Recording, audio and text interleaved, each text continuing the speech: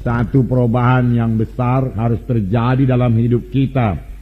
Dan kita tidak lagi hidup dalam dosa, tidak berjalan dalam dosa, tapi hidup dalam kebenaran, hidup menurut firman Tuhan.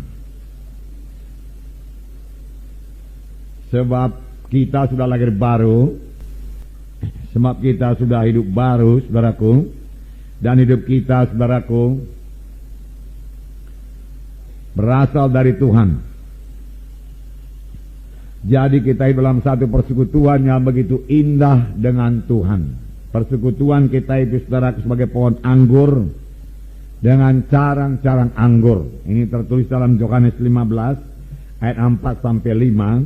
Ini dikatakan Yohanes 15 ayat 4 sampai 5. Saya membacakan kepada saudara Yohanes 15 ayat 4 sampai 5. Setiap ranting, ayat 4, tinggallah di dalam aku dan aku dalam kamu. Sama seperti ranting tidak dapat berbuah dari dirinya sendiri, jikalau ia tidak tinggal pada pohon anggur, demikian juga kamu tidak berbuah, jikalau kamu tidak tinggal dalam aku. Akulah pohon anggur dan kamulah ranting-rantingnya. Barang siapa tinggal dalam aku dan aku dalam dia, ia berbuah banyak, sebab di luar aku kamu tidak dapat berbuat apa-apa. Hidup pada batang anggur, bersekutu dengan Tuhan, ya. Bersekutu dengan Tuhan. Jangan lupa, saudaraku, pada waktu carang-carang itu tetap pada batang anggur, disitulah kuasa Tuhan mengalir. Disitulah zat-zat daripada batang itu mengalir kepada carang-carang, sehingga carang bisa berbuah. Demikian juga kita, kalau kita tetap pada batang anggur itu, kita bisa berbuah. Bersekutu erat dengan Tuhan selama kita di dunia ini. Persekutuan yang erat dengan mematuhi Tuhan. Nah, ini yang kita baca pada hari ini. Maka akan terjadi satu gaya hidup yang baru. Gaya hidup anak-anak Tuhan. Gaya hidup anak-anak terang, yang lain daripada gaya hidup orang dunia ini. Jadi ada orang dunia di satu pihak, saudaraku, ada anak-anak Tuhan. Orang dunia akan hidup menurut dunia, anak-anak Tuhan ini, saudaraku, akan hidup menurut jalan Tuhan, dalam satu hidup yang baru, hidup yang lain daripada hidup orang dunia ini. Nah, mari kita baca dalam 1 Yohanes pasal 2 ayat 1 sampai 11. 1 Yohanes pasal 2 ayat 1 sampai 11. Kemudian ayat 15 sampai 17. Kita baca bersama-sama. Anak-anakku, hal-hal ini kutuliskan kepada kamu, supaya kamu jangan berbuat dosa. Namun jika seorang berbuat dosa, kita mempunyai seorang pengantara kepada Bapa, yaitu Yesus Kristus yang adil. Dan ia adalah pendamaian untuk segala dosa kita, tetapi juga untuk dosa seluruh dunia. Dan inilah tandanya bahwa kita mengenal Allah, yaitu jikalau kita menuruti perintah-perintahnya. Barang siapa berkata, aku mengenal dia, tetapi ia tidak menuruti perintahnya, ia adalah seorang pendusta, dan di dalamnya tidak ada kebenaran. Tetapi barang siapa menuruti firman-Nya, di dalam orang itu sungguh sudah sempurna kasih Allah. Dengan itulah kita ketahui bahwa kita ada dalam Dia. Barang siapa mengatakan bahwa ia ada dalam Dia, ia wajib hidup sama seperti Kristus telah hidup. Saudara-saudara yang kekasih, terus, bukan perintah baru yang kutuliskan kepada kamu, melainkan perintah lama yang telah ada padamu dari mulanya. Perintah lama itu ialah firman yang telah kamu dengar. Namun perintah baru juga yang kutuliskan kepada kamu, ternyata benar di dalam Dia dan di dalam kamu. Sebab kegelapan sedang lenyap dan terang yang benar telah bercahaya. Barang siapa berkata bahwa ia berada dalam terang, tetapi ia membenci saudaranya, ia berada dalam kegelapan sampai sekarang. Barang siapa mengasihi saudaranya, ia tetap berada dalam terang, dan dalam Dia tidak ada penyesatan. Tetapi barang siapa membenci saudaranya, ia berada dalam kegelapan dan hidup dalam kegelapan. Ia tidak tahu kemana ia pergi, karena kegelapan telah membutakan matanya. 15. Janganlah kamu mengasihi dunia dan apa yang ada di dalamnya. Jikalau orang mengasihi dunia, maka kasih akan Bapa tidak ada dalam orang itu. Sebab semua yang ada di dalam dunia, yaitu keinginan daging dan keinginan mata, serta keangkuhan hidup, bukanlah berasal dari Bapa, melainkan dari dunia. Dan dunia ini sedang lenyap dengan keinginannya, tetapi orang yang melakukan kehendak Allah hidup selama-lamanya. Nah, tetap hidup selama-lamanya. Puji Tuhan. Dunia ini sedang lenyap. Maksudnya sistem hidup dunia ini, sistem hidup berdosa, sedang lenyap. Jadi di sini kita melihat gaya hidup yang baru yang harus dihidupi oleh anak-anak Tuhan setelah dia lahir baru. Pertama dikatakan di sini, anak-anakku, hal ini kutuliskan kepada kamu supaya kamu jangan berbuat dosa. Jangan berbuat dosa. Inilah nasihat yang pertama dalam pasal 2 ini yang disampaikan Rasul Yohanes. Jangan berbuat dosa. Anak Tuhan yang sudah lahir baru dapat menang atas dosa. Bisa menang atas dosa. Kalau dia menetapkan hati untuk tidak berdosa, dia pasti berkemenangan. Sebab dia bukan hamba dosa lagi, dia hamba kebenaran. Tetapi bukan berarti anak-anak Tuhan yang sudah lahir baru penuh Roh Kudus tidak bisa berbuat dosa. Dia tetap bisa berbuat dosa. Bahkan bisa murtad. Murtad artinya meninggalkan jalan Tuhan terang-terangan dan melawan Tuhan. Dan melakukan hal-hal yang keji, yang najis. Sesudah dia selamat. Bisa. Bisakah itu terjadi? Bisa. Itu sebabnya Rasul Yohanes ini berkata, jangan kamu berbuat dosa. Tegas. Tetap kalau dalam hati saudara, aku tidak mau berbuat dosa. Dosa itu sangat merugikan. Dosa itu menutup berkat Tuhan, menutup persekutuan saudara dengan Tuhan. Dosa itu saudaraku menjadi pintu kepada setan untuk datang dalam hidup kita, hidup keluarga kita. Dosa itu saudaraku selalu dituduhkan setan kepada kita, sehingga iman kita tidak kuat, tidak teguh. Oleh sebab itu jangan mau berdosa. Amin saudara. Jangan mau berdosa. Jangan mau berdosa.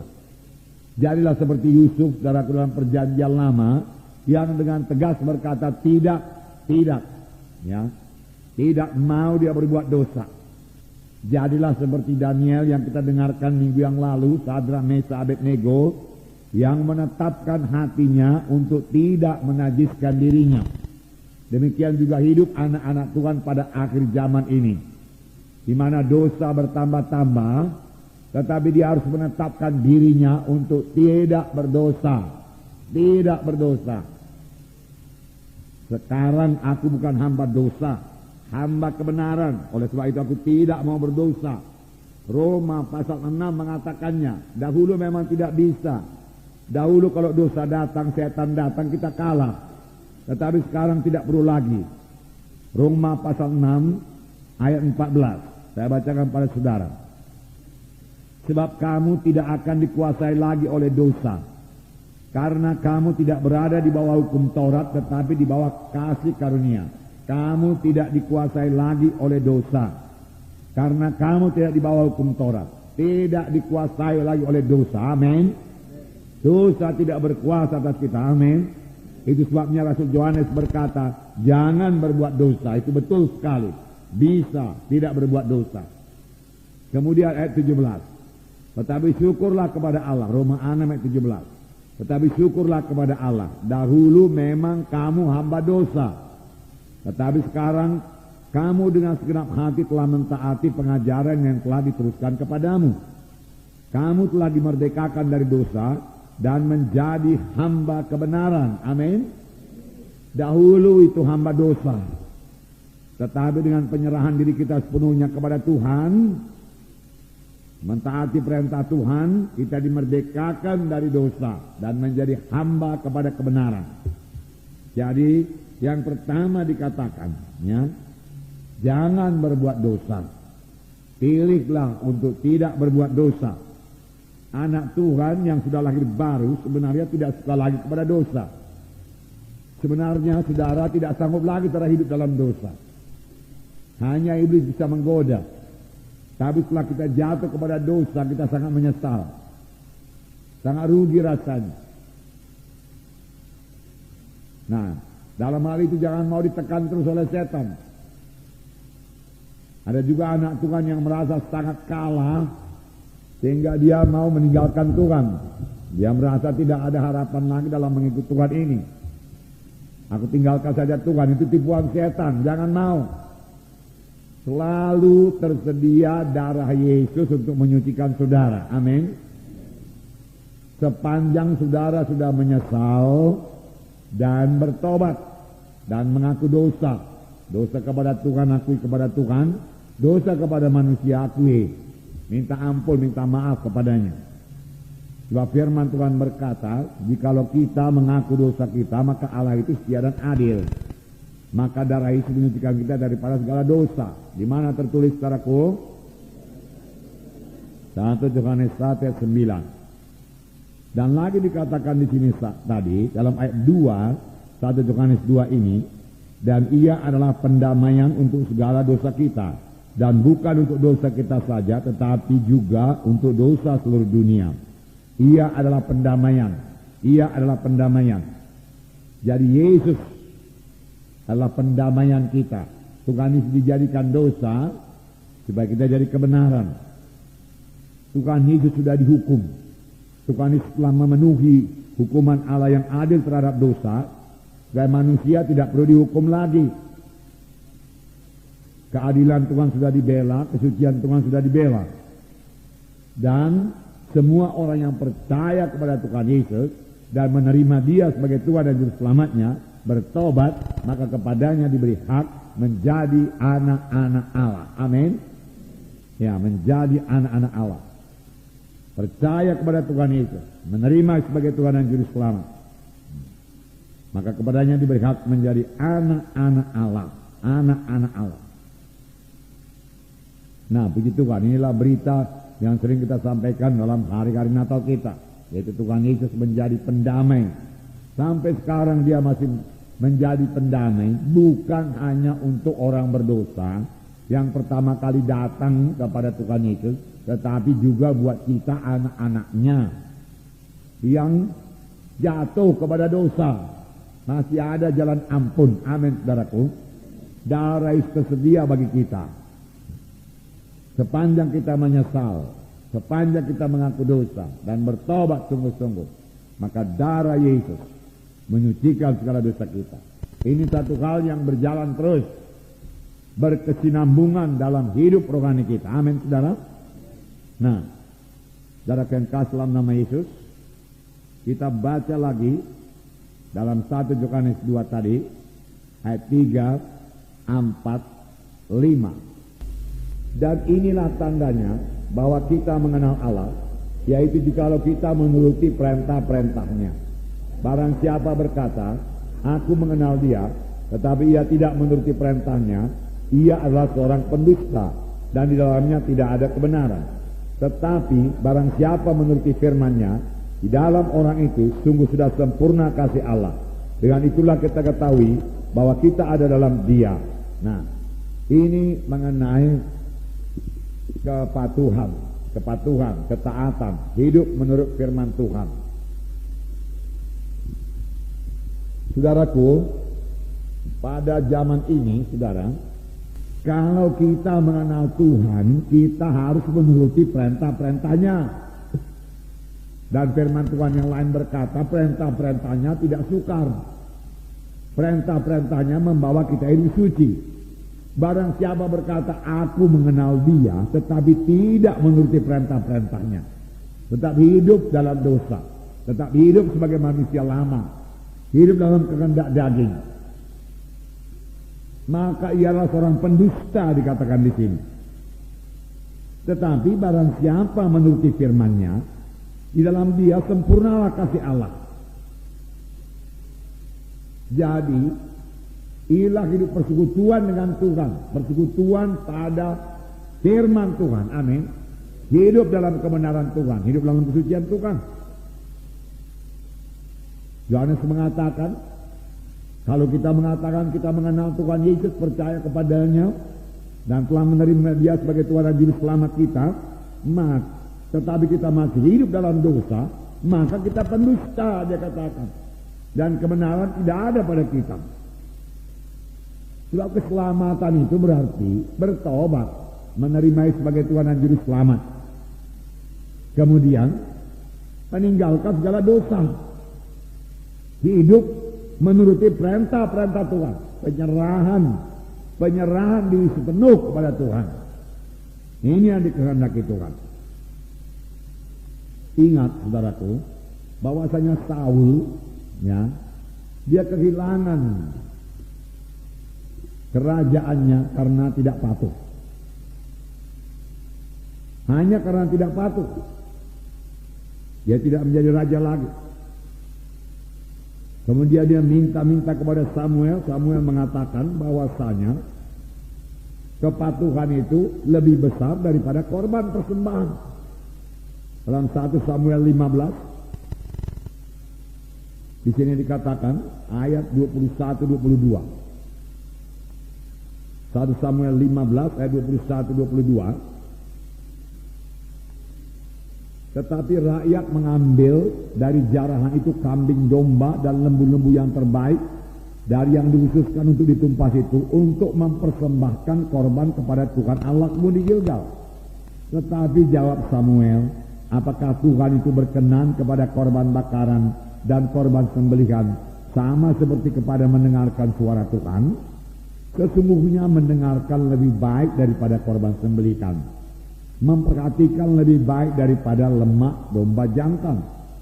Sebab pendurhakaan adalah sama dengan dosa bertenung, dan kedegilan adalah sama seperti menyembah berhala dan terapim.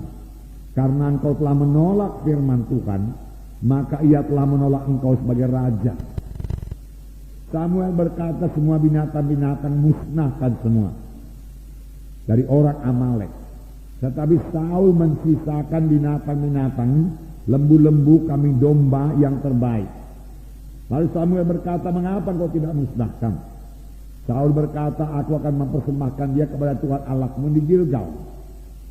Tetapi Samuel berkata, apakah Tuhan berkenan kepada korban persembahan dari hati yang tidak patuh kepada Tuhan?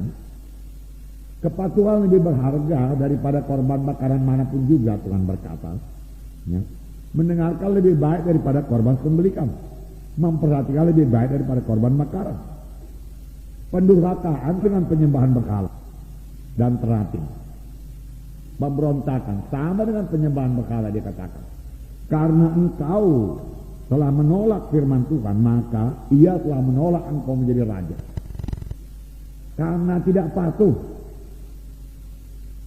Itu sebabnya Yohanes berkata, setelah kamu mengenal Tuhan, turutilah perintah-perintahnya, patuhilah perintah-perintahnya. Jangan tidak dipatuhi perintah-perintah Tuhan, dikatakan di sini. Barang siapa berkata aku mengenal Tuhan, tetapi tidak mematuhi perintah-perintah Tuhan, ia adalah seorang pendusta, dan kebenaran tidak ada dalam dia. Jadi kita harus patuh, amin saudara. Patuh, dan kita bisa patuh, dan hidup yang damai sejahtera, hidup yang keberkatan sebenarnya hanya terdapat dalam satu hidup yang mematuhi perintah-perintah Tuhan. Amin. Hidup yang sejahtera, hidup yang bahagia hanya terdapat dengan mematuhi perintah-perintah Tuhan. Nah, mematuhi perintah-perintah Tuhan. Dan dalam Yohanes 14 ayat 15, 16 dan 23 dikatakan bahwasanya tanda kita mengasihi Tuhan yaitu kita mematuhi Tuhan. Yohanes 14 ayat 15, 16 Jikalau kamu mengasihi aku, kamu akan menuruti segala perintahku. Amin. Itulah tanda kita mengasihi Tuhan. Jikalau kamu mengasihi aku, kamu akan menuruti segala perintahku. Aku akan minta kepada Bapa, dan ia akan memberikan kepadamu seorang penolong yang lain, supaya ia menyertai kamu selama-lamanya. Dan aku akan minta kepada Bapa, supaya ia memberikan kepadamu penolong yang lain, menyertai kamu selama-lamanya, yaitu Roh kebenaran. Dunia tidak dapat menerima dia, sebab dunia tidak melihat dia, dan tidak mengenal dia. Tetapi kamu mengenal dia, sebab ia menyertai kamu dan akan diam dalam kamu. Dan kalau kamu mengenal dia, kamu harus menuruti perintahnya. Amin. Dan kalau kita berkata kita mengenal dia, mengenal Yesus atau mengenal Roh Kudus, tapi kita tidak mematuhi perintah-perintahnya, maka kita adalah pendusta. Dan kebenaran tidak ada pada kita. Dan tanda kita mengasihi Tuhan Yesus, kita mematuhi perintah-perintahnya. Dalam ayat 26 dikatakan, ayat 23, Yohanes 14 ayat 23, jawab Yesus, jika seorang mengasihi aku, ia akan menuruti firman-Ku, dan Bapa-Ku akan mengasihi dia, dan kami akan datang kepadanya, dan diam bersama-sama dengan dia. Jikalau seorang mengasihi aku, ia akan menuruti firman-Ku. Dia suka menuruti firman Tuhan, mematuhi firman Tuhan. Tanda kita mengasihi Tuhan itu. Jadi 2 kali sini dikatakan dalam ayat 15, jikalau kamu mengasihi aku, kamu menuruti segala perintahku. Dalam ayat 24, 23, jikalau seorang mengasihi aku, ia akan menuruti firman-Ku, dan Bapa-Ku akan mengasihi dia, dan kami akan datang kepadanya. Amin, saudara. Dan diam bersama-sama dengan dia. Bukankah ini persekutuan, saudara? Kami akan datang, kami akan diam. Puji Tuhan.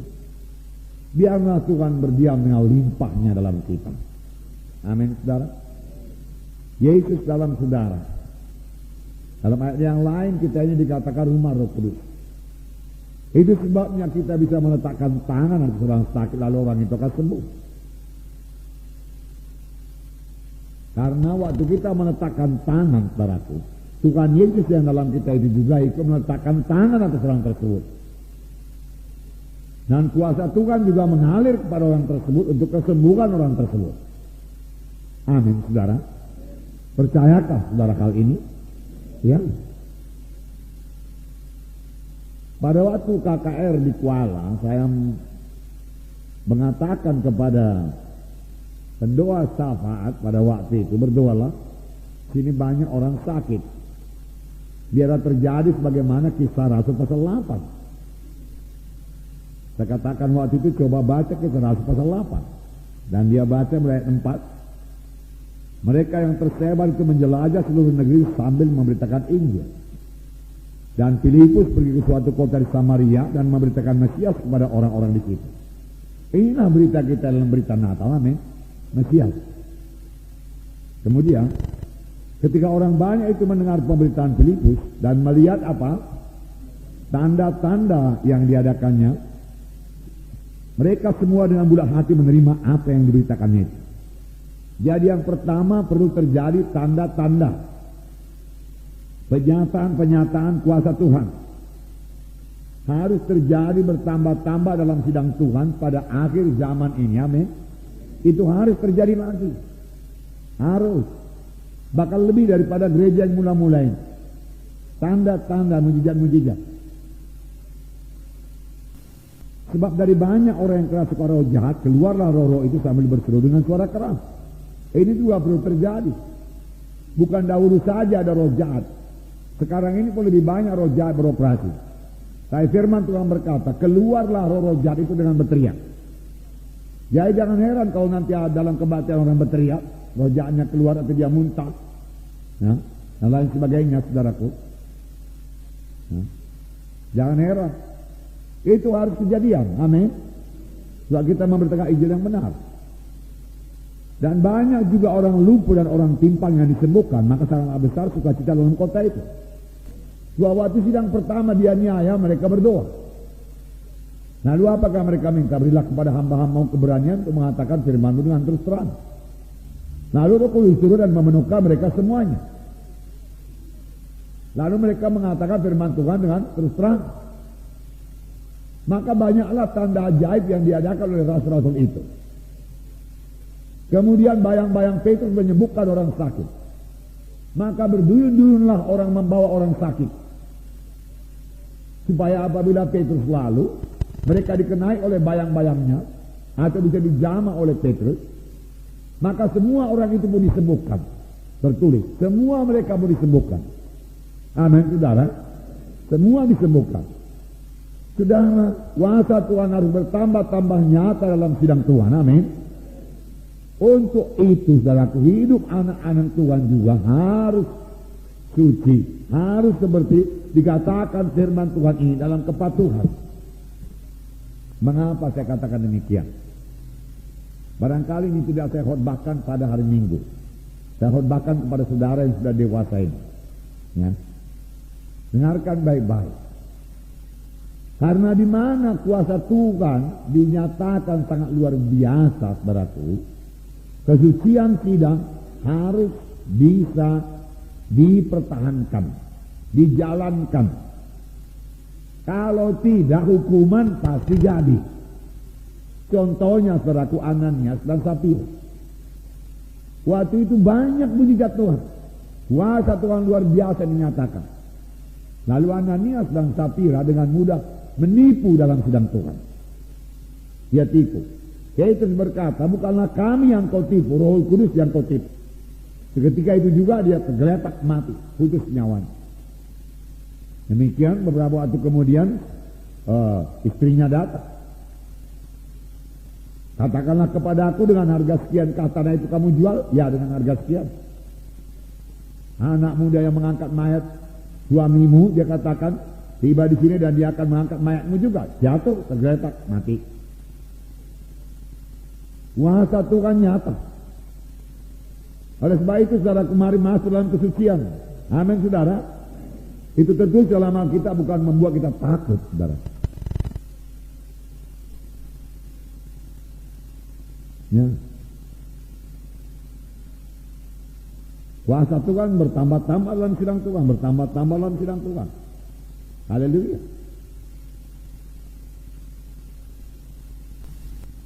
Sepanjang bangsa Israel mematuhi Tuhan, mereka sangat diberkati Tuhan. Kita baca hari Minggu yang lewat Ulangan 28. Kalau kamu mendengar suara Tuhan dengan baik-baik, melakukan kehendaknya dengan setia, maka segala berkat ini akan datang kepadamu. Itu berkat mematuhi Tuhan. Keberkatan engkau di kota, keberkatan di ladang, keberkatan di mana saja. Keberkatan buah kandunganmu dan lain sebagainya. Semua keberkatan. Kalau mematuhi Tuhan. Jikalau kamu mengenal Allah, maka kamu harus menuruti perintah-perintahnya. Kamu berkata kamu mengenal Allah, tapi kamu tidak menuruti perintah-perintahnya, maka kamulah pendusta. Nah, dan saudaraku, patuh membawa kepada keberhasilan. Yosua pasal 1 ayat 8.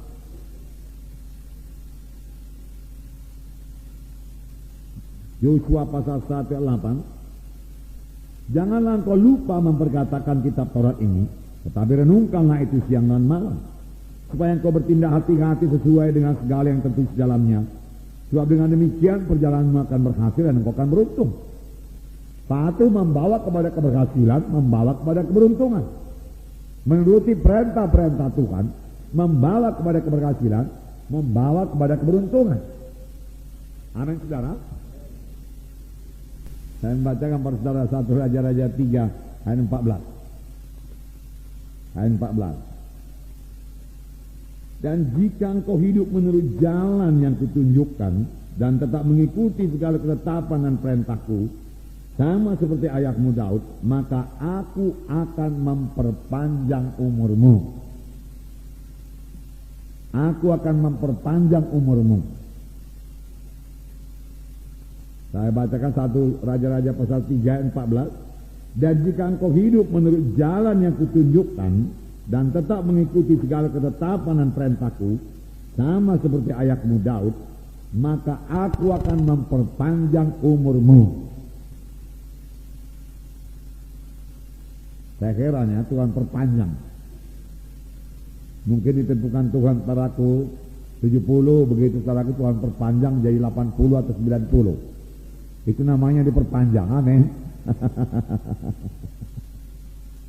Tetapi kita perlu mematuhi Tuhan, amin. Begitu baiknya Tuhan. Nah, itu sebabnya firman Tuhan berkata, mengenal Tuhan, patuhilah perintah-perintah Tuhan.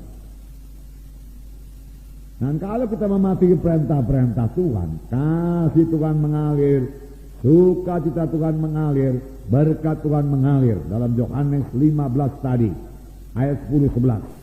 Jikalau kamu menuruti perintahku, kamu akan tinggal dalam kasihku, seperti aku menurut perintah Bapakku dan tinggal dalam kasihnya.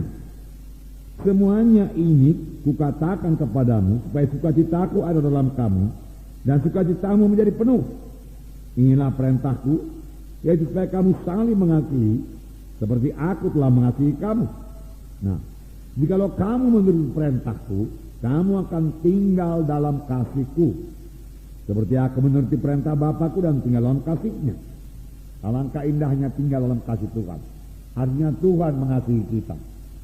Kita selalu merasakan kasih Tuhan dalam hidup kita, karena kita menuruti perintah-perintah Tuhan. Kemudian bukan hanya kasih, sukacita juga.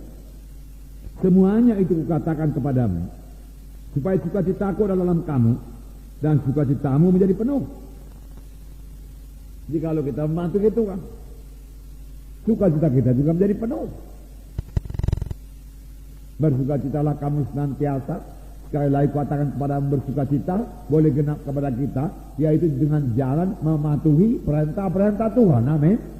Mematuhi perintah-perintah Tuhan. Nah, luar biasa ini berkat Tuhan. Berkat mematuhi perintah Tuhan ini, saudaraku. Jadi kalau mau hidup dalam keberkatan, patuhilah Tuhan. Mau hidup dalam sukacita, patuhilah Tuhan. Mau hidup dalam keberhasilan, patuhilah firman Tuhan. Mau hidup dalam sukacita, patuhilah firman Tuhan. Mau hidup dalam kuasa, urapan Tuhan, patuhilah firman Tuhan. Amin, saudara. Dalam Yohanes 7:17 berkata, kalau kita mematuhi Tuhan, maka kita akan mendapat pengertian-pengertian rohani. Kamu akan mengetahui pengajaran ini daripadaku atau daripada dunia. Jikalau kamu mematuhi undang-undangku, mematuhi Tuhan memberikan kepada kita pengertian-pengertian rohani. Sekali lagi saya katakan kepada saudara, saya seperti dikatakan ayat ini, ya, barang siapa berkata aku mengenal dia, dia harus menuruti perintah-perintahnya. Barang siapa berkata aku mengenal Yesus, tetapi tidak menuruti perintah-perintahnya, ia adalah seorang pendusta dan kebenaran tidak ada dalam dia. Nah, puji Tuhan. Kemudian dikatakan di sini, ini lebih dalam lagi, saudara, tadi mengenai kepatuhan. Kemudian dalam ayat 6 berkata, barang siapa mengatakan bahwa ia ada dalam dia, ia wajib hidup sama seperti Kristus hidup. Ini 1 Yohanes 2 ayat 6. Saya bacakan. Barang siapa mengatakan bahwa ia ada dalam dia, ia wajib hidup sama seperti Kristus telah hidup. Untuk inilah kita dipanggil Tuhan, supaya kita hidup sama sebagaimana Yesus hidup. Inilah Kristen yang sejati.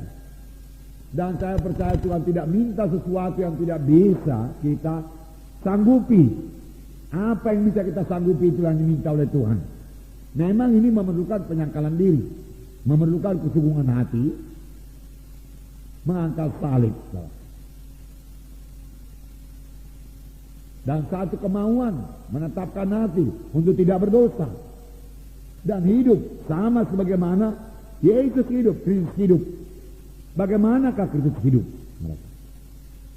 Sebagian, saudaraku, ya ini luas sekali bagaimana Kristus hidup.